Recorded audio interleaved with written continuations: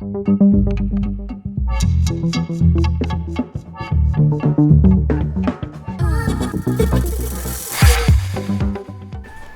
buenos días a todos, ¿cómo andan? Bueno, acá les traemos la gráfica de Disney que estuvimos comentando un poco el fin de semana.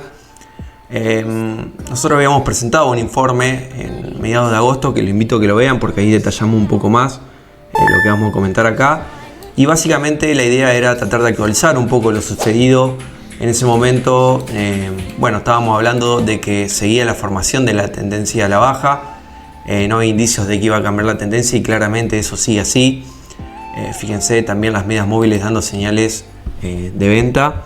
Pero sí que a diferencia de agosto entramos en esta zona entre los 85 y los 80. Fíjense cómo empieza a fluctuar toda esa franja.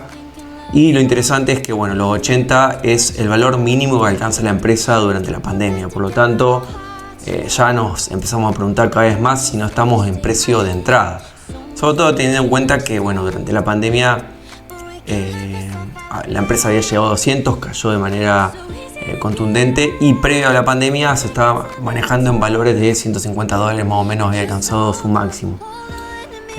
Es decir, estaba trabajando a la mitad de lo que está ahora la empresa más o menos. ¿Los 80 es valor de entrada o no? Por ahí para inversores que prefieren realmente que la empresa tenga y presente buenos balances, lógicamente que estos precios no siguen siendo buenos porque la empresa sigue teniendo un PER bastante elevado. Pero lo cierto es que cuando analizamos el PER, y es algo que veníamos comentando en los informes, la caída se da principalmente por una caída en los beneficios de la empresa. Es decir, la empresa pierde más de la mitad de su valor cuando había llegado a los 200 y aún así el PER no mejora demasiado. Y esto se debe porque, como mostramos, la empresa tuvo pérdidas impresionantes durante estos últimos ejercicios.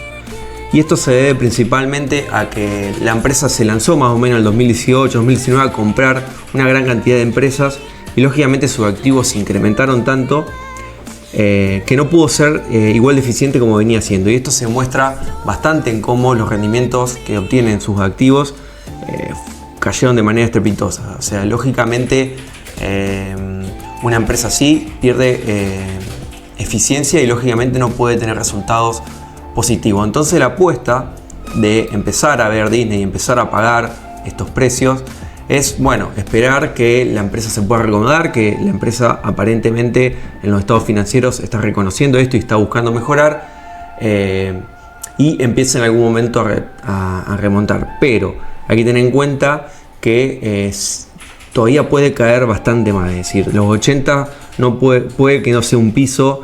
¿Por qué? Porque la empresa sigue teniendo resultados magros, si bien ya salió de la zona negativa y está empezando de a poco a tener rendimientos positivos, sigue estando en la zona donde no llegó a ser lo que era en su momento Disney, por lo menos por el momento.